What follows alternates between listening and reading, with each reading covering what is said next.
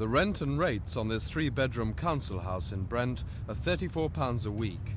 2 years ago they were £17. The result is that Mrs. Fraser owes £500 back rent. This report says that she and her family are quite normal.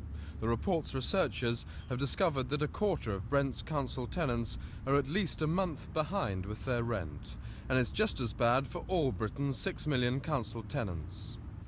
Mrs. Berryman now has to find £27.52 a week for a small maisonette in Brent.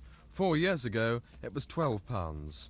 Her husband, now a postman, takes home £75 a week. They now owe £400 back rent. Well, my husband was out of work for 6 months and we had to buy clothes for the children, and social wouldn't help us at the time. And since he's been back at work, we just can't get back into being out of arrears. He just doesn't earn enough. I pay £15 a week for electricity. What is the solution? Is there any solution? I mean, how are you going to get out of this problem? I don't know. I think I should still be in it in 10 years' time if the rent carries on.